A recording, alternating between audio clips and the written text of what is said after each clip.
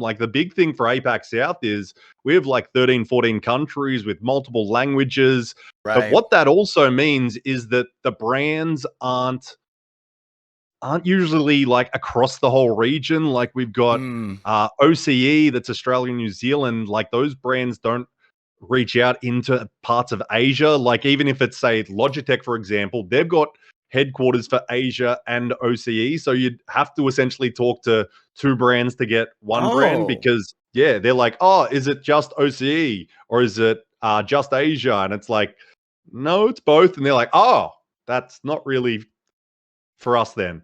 Huh. So So you'd you almost have a better shot doing like an OCE event versus doing the whole yes, region as a whole. yes, That's 100%. interesting.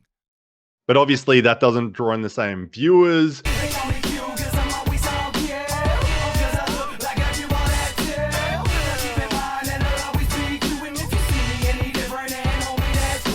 Hey, what it do, YouTube? It's your boy Q, and I must admit, I don't nearly have as much time as I thought I had before the start of Split 2. I figured it was starting in March, but not this early. And as we found out this week, actually, we're going to be starting in just over a little bit over a week here for ALGS Split 2, and the first region to be taking to the lobbies, as per usual, is going to be APAC South. And I figured since we've already talked NA, we've already talked EMEA, PLQs, region expectations, and more with Zephyr and DiA, I figured why not hit up my hardworking homie from across the globe to get a pulse on the region over there. And I do try to stay up to date on the region, as I do truly think that the region's like stuffed with underrated talent, but admittedly, the time difference makes it a bit hard. APAC ALGS sessions absolutely destroy my sleep schedule. But if there's one guy that I know knows anything we need to know about APAC South concerning, challengers, teams, some of the roster changes we've seen coming up, and anything else that I want to talk about heading into split number 2,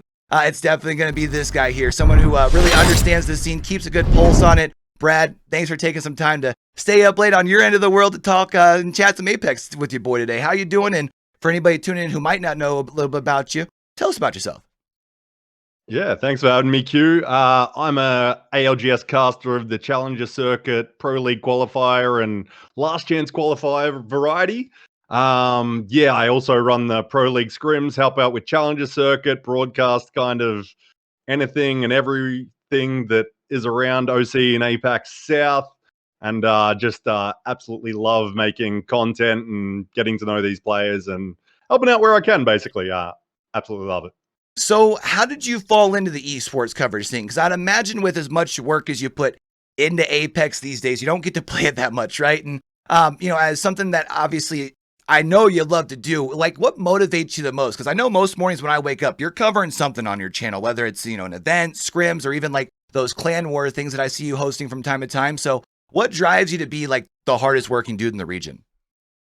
I think it's after getting into the casting and sort of esports side of it, and also having DreamHack last year in Melbourne and attending that and seeing like esports in person with these massive CS:GO events that they were huge and they're not even like the world stage yet. Right.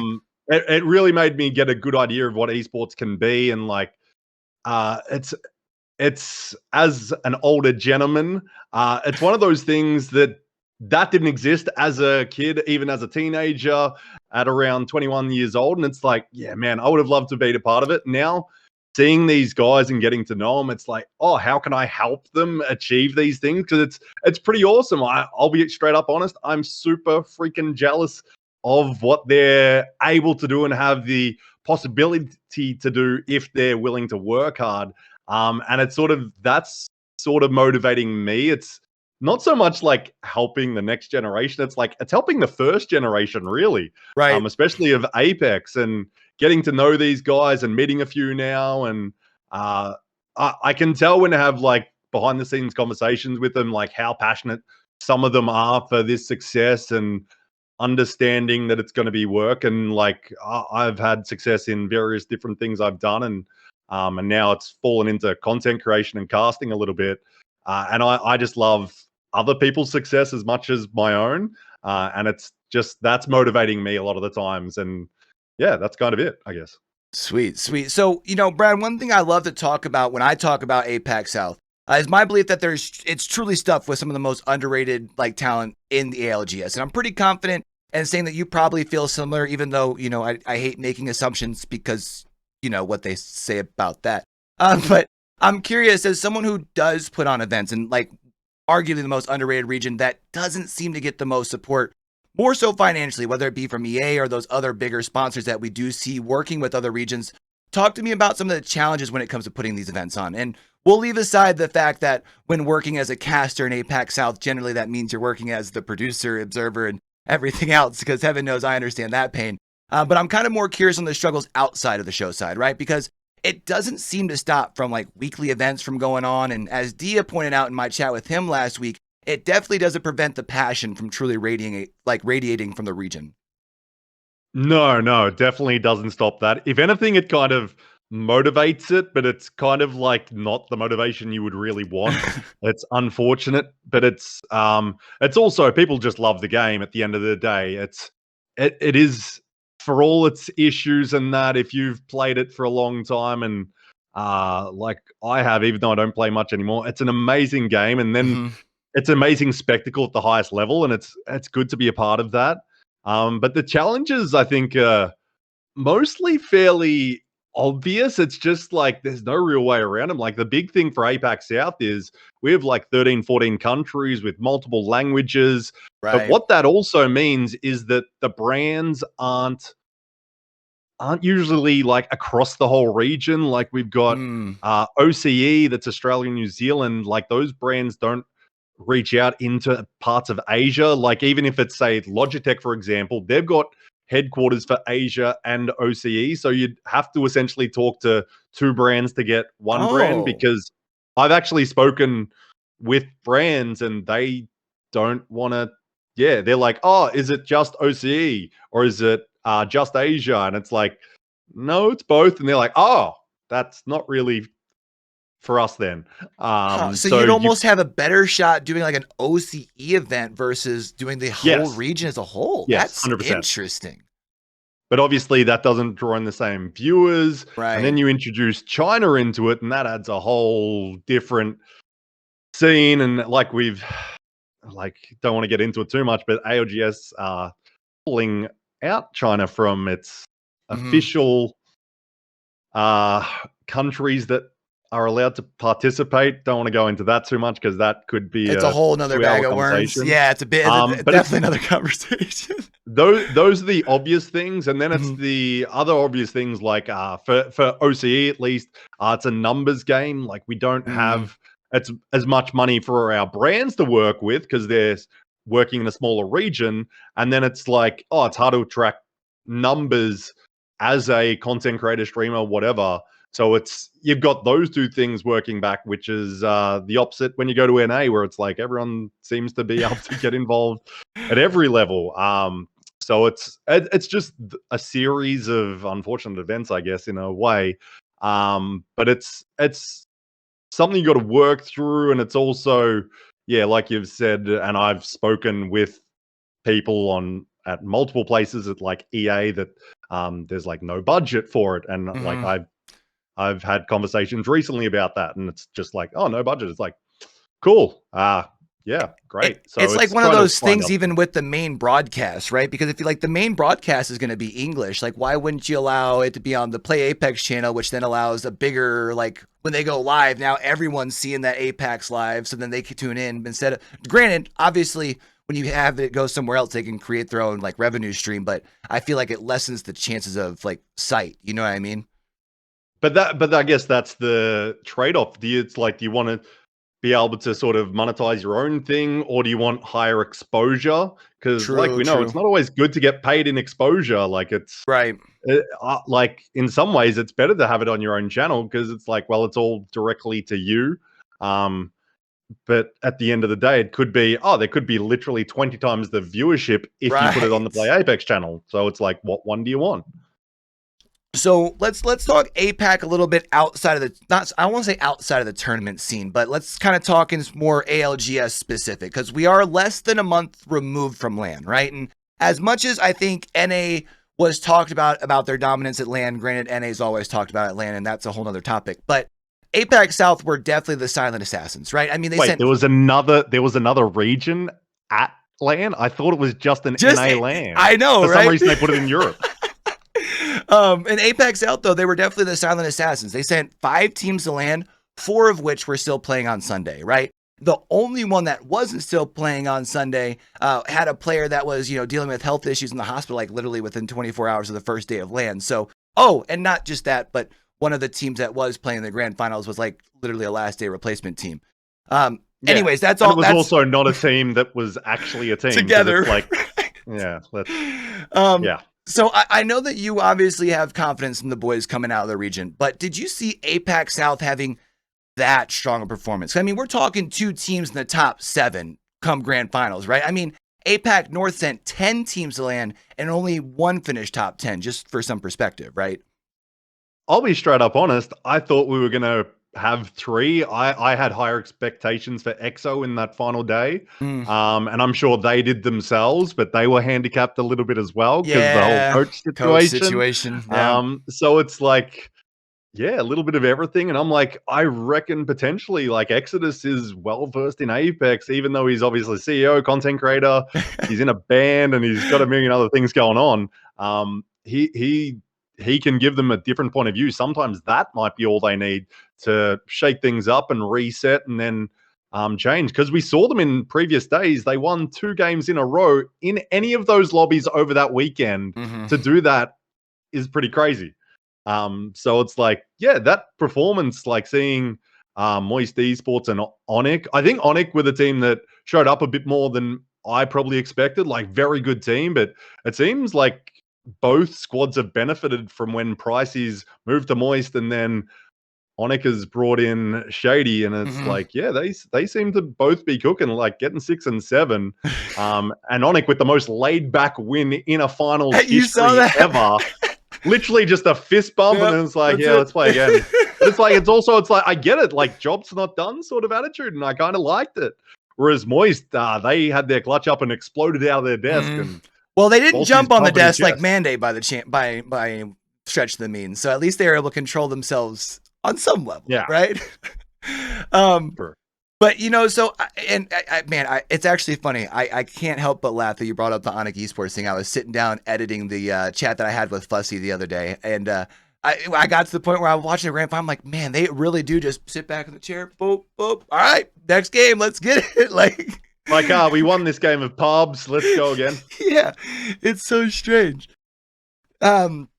So Brad, you had talked a little bit. You cover PLQ action heading into Split 2, and I'm kind of curious, since you did bring up Onic Esports, because we did see them make that run in Split 1 from PLQ to playoffs, and not just playoffs but grand finals. So which of these teams coming through PLQs this go round do you feel like has similar firepower to go on a similar run? I'm not asking for you to give a team like the Brad seal of approval or anything, but if there was a team that would be to do it, who do you think it would be? Because when I look at things, I mean, World Not Fair, and I think it's Hermergun, is that how they pronounce it? Both seem to pop off in their own rights, but are those the 2 that we should be looking out for, or is it someone else?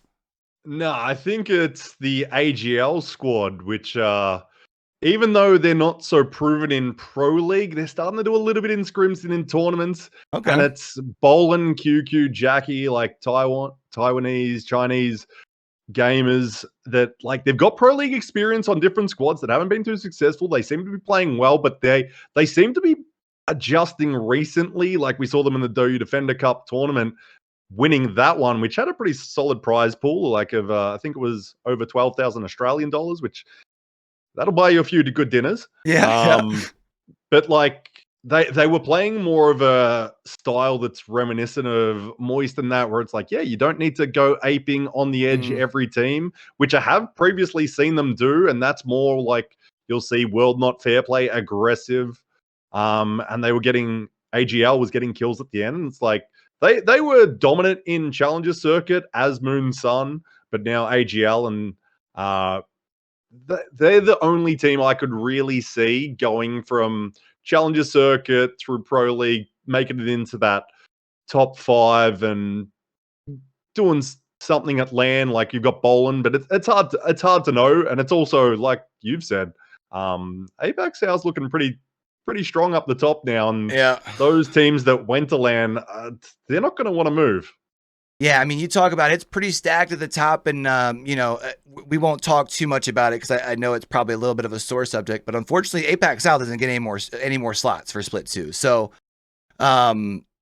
see, yeah, I know. I feel the same way. I think it's an unfortunate situation. We'll chat about it a little bit here.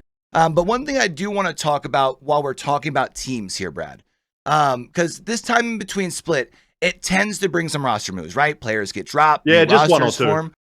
Only one or two. That's it. But I saw you tweet about a new roster. I think it was yesterday. Not so much a new team, but Primus Kamada. They've been around for a hot minute. But this new roster that they've got looks pretty wicked, don't they? Yeah, real dangerous. They were doing really well in scrims and events, though. Like we know, and like the players will definitely remind each other that scrims are good, but until it's the big show on the main stage, it kind of doesn't matter. But they're performing at a high, consistent level, PK, before the announcement yesterday of Easy Flash Kid, who a lot of people in our region would probably potentially put as top 5 individual player, mechanically at least. Agreed. Yep. Like he's pushed top, I think, has he even hit number 1 pred, like Waltzy and a couple of the other guys. But like he's a very high level player, and now he's partnered with Strafing Flame and Bugie, who's like never had huge success with PK, but he's highly rated. Like I'd put him on that potential top 5. Oh God, I've had brought up when I brought up top 5 controllers once on my stream, and that seemed to linger for a month or two. I mean, that's how the community be sometimes, you know.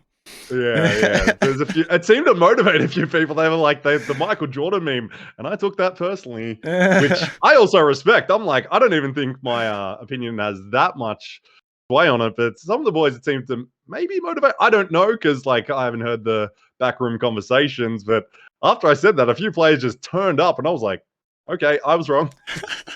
So knowing that sometimes they get that little extra motivation in the back that isn't really necessarily built out of anything negative, they just help build those extra storylines to help hype themselves up. I'm curious, do you think there's going to be a little bit of an extra chip on the shoulder for Strafing Flame when they cross paths in the lobby with IBG? I mean, it seems like things ended on good terms, right?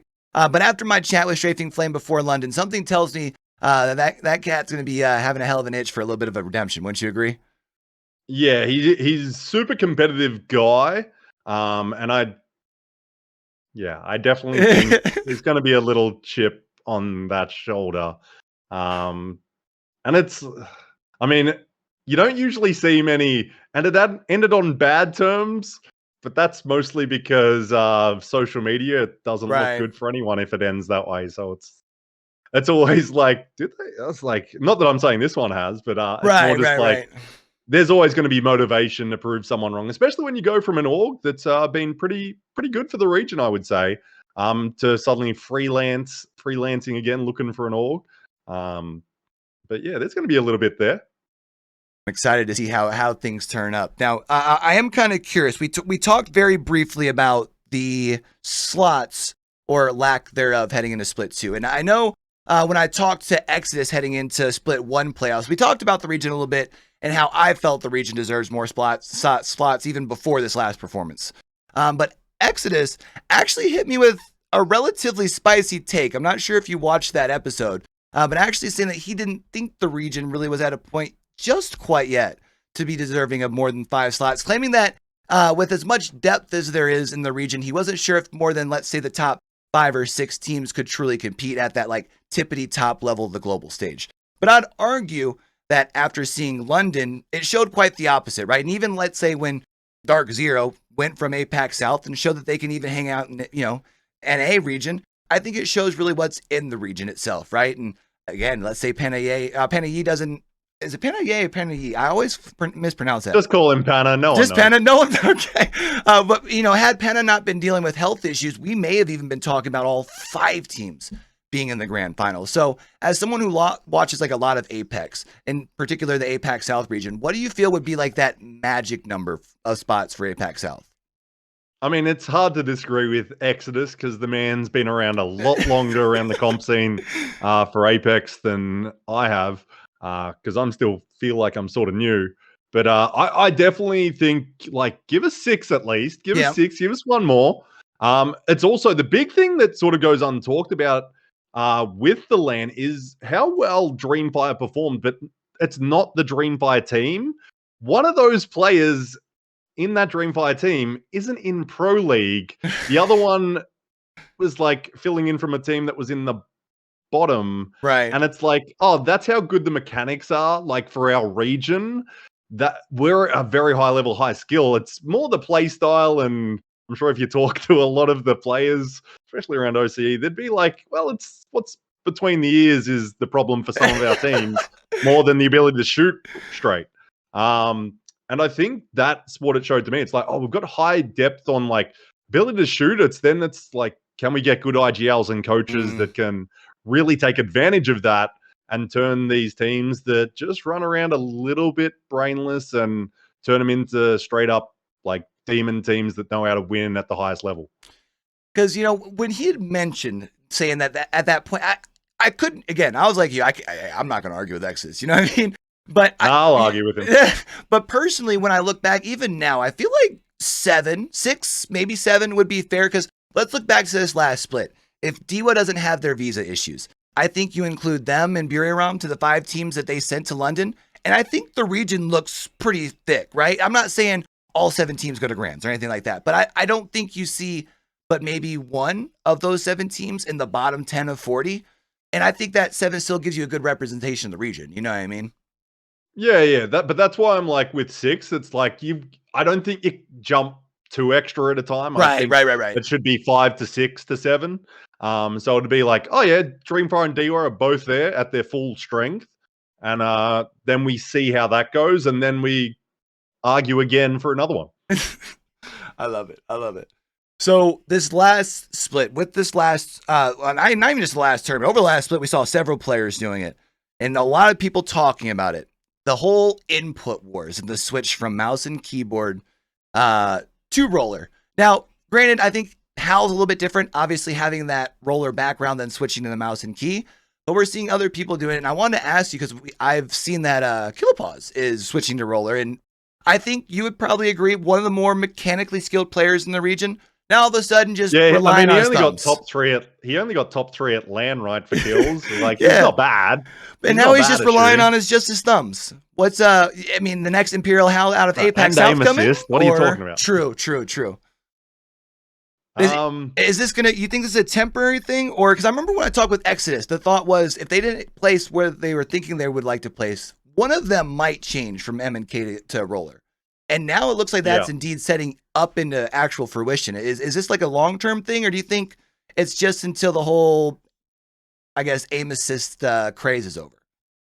Oh yeah, when's that gonna stop, by the way? Just in 1,000 years, you think? Yeah, something like that. Well, we know a few other players have tried it out on that are full MNK squads, whether they're sticking with it or not. But yeah, like you said, Hal's got like a bit more background with it. I don't know if Killoposz does have as much. It's like for some people, it's like, yeah, you've been playing games for 10 years maybe, and you probably switch back and forth. But I have a feeling he's played a lot more MNK. So it's having the familiarity with a controller, and also it's just like completely comfortable, where it's like if you're starting from scratch, it's like you're gonna have insane game knowledge and you know how to play the game, right? And it's not like it's a high like to get good with the controller, but it's can you get to that like elite level where someone like Waltzy is, because that's where you need to be if you really want to perform. Like he's considered the best in our region now, and it's like I'd put him at one of the best in the world, not just in the region. I think that of course. I mean, they got 6th at LAN. It's like you can argue that he's in the top 10 very easily. But it's like that's the level you have to get to be in that where you're aiming for, like, let's say top 10, top 5 in the world. Like you need that level of skill with the controller. Can you get that in a couple of months? Right. Yeah. And not only is, obviously the team of EXO going to be dealing with getting used to a controller, over this next month, but they, like almost every other team, has to get used to all these changes coming with Season 16, right? And I kind of wanted to pick your brain a little bit. We don't have to go too deep into it because, one, I know that APAC has always been kind of known for not necessarily having a locked meta. So I don't think that the all of a sudden change in diversity to the legend pool is like groundbreaking in APAC South per se. But I do know I predicted us seeing a lot of Catalyst when the changes were released, despite what one of my mods, Munavelli, kept trying to convince me. Yeah, that's right, bro. I know you're watching. No, I'm not going to let you live it down. But Brad, I saw, you had mentioned during scrims, I think that it was last night, that Catalyst was the most picked legend. So what's your thoughts on the current play styles that we're seeing heading into Split 2 and kind of this legend composition meta that we're seeing right now? Well, that's a big part of the conversation, but also the conversation that like everyone before the season started was like, Seer's dead. Right. And then half the team's running Seer. And it's like, well, that really changed everything apparently. But I always love how people break down the meta before the updates happen. And then it's like, you were they wrong. actually play it. Why did you waste your time? No, I sort of do get that. But yeah, like Catalyst is changing it. We saw over the last couple of nights, like in those end zones, you're getting 3-4 walls appear. And it's like, there's not much room. And you're just next to each other. And you don't really want to go through as just the solo Catalyst. So it's like everyone just kind of standing there. And then it's like, there's just less room to play with now when nothing's happened for like 20 seconds. It's like, okay, so this is interesting to watch. Yeah, it's definitely Catalyst taking over.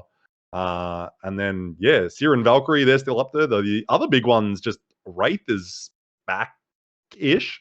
The OGs love to see it. Yeah. It's also, it seems a bit safer with a lot of rotations, apart from those early ones where you want a nice big one, especially for your ring teams with Valkyrie. For the rotation towards an end game, like Wraith's going to be a lot more effective for that sort of stuff. Obviously, you're going to lose like the Valkyrie Q, but that's not usually too impactful in many fights. But yeah, it's interesting seeing these changes come in. All right, Brad. Well, I know it's getting rather late over on your half of the world, brother, and I truly do appreciate you taking some time, staying up with your boy, chatting some APEC action. But before we get out of here, I kind of want to give you the floor for like 2-3 minutes here and let you tell the people why they should be paying attention, not only just to the region, but to like events other than like, just the 3 major ALGS LAN events out of the year. You know what I mean? Talk about why people should be checking out, some of these challengers teams when they're coming in, PLQs, some of these third-party events. Let them know what's up. We're desperate for attention over here in APAC South. No one watches us. No, it's great to see. And like I've seen actually a few NA people and even some of the players dropping through at least my stream. But I think it is partially just that. It's just we need every bit of support we can in APAC South. And like I try to shout out the other streamers that are even participating in stuff that I'm doing as much as possible. But it's, yeah, like we've got some crazy mechanical talent. You dare say like the best mechanical region in the world, which is why we can have all these things going against us. And then, well, we've produced like Dark Zero and then these other squads that are top 10 in the world. Everyone's still sleeping on us a little bit. And I sort of get it if you're in NA, but if you're in any other region, it's like, how dare you? Yeah. Like, what have you got to show? Like, you've held events? Congratulations. You've been at events. But yeah, it's getting that because like those sort of event, though, that sort of support doesn't go on one unnoticed. So it keeps people that little bit motivated, especially when they see some of the bigger players just drop in. It's like, people love that and people tweet about it. Even when like someone drops through like ALGS stream, but it's like, yeah, everyone notices it and just gives that little extra motivation. And I'd love for like a lot of the NA players in particular to talk to their APAC South friends that they might occasionally drop by in or whatever and tell them to make some content because that's kind of what's going to get us out that little extra more. Like I'm trying to do what I can, but it's really up to the players. Like I'm just sort of another platform for the players in some ways. Like I'm not making any content. I'm just talking a lot and people are watching these other people. So it's like, yeah, if they can make more, that'll help just elevate it more. And then it's like, part of the reason we're underrated is just people don't see it. So it's like, how can you rate people when you only see it these big events? But it's like, that's only a small part of the year. But then that being said, like not getting the China thing again, you've got like Jackie on the AGL team on the Chinese Twitch. He averages maybe 10,000 viewers. So he's Right. one of the biggest streamers for Apex in the world, but it's language barriers and those things. Right. It's hard to break through when we've got those things. So that's what separates like our region a little bit even from each other. It's just, well, we can't all watch each other because we don't understand. But like I go and watch some of the Thai players. They're not speaking English at all. I'm just lurking watching streams. But yeah, it's just that sort of thing. It's just we need every bit of motivation sort of we need, and some of it would be nice to be positive. Some of the motivation just seems to be, you're underrated. You're doing great. Why aren't people watching more or whatever? And it's like, can't we just have, hey, you're doing well, keep it up. Yeah, I love it. I love it. And I think that's a good point you mentioned about the content too, because I know just from the couple of interviews I've had with a couple of the APAC South players over here on the channel, and whenever I get to the end, yeah, tell us about your content. Well, I need to. I posted 6 months ago on Twitter. Is that what you meant? Yeah.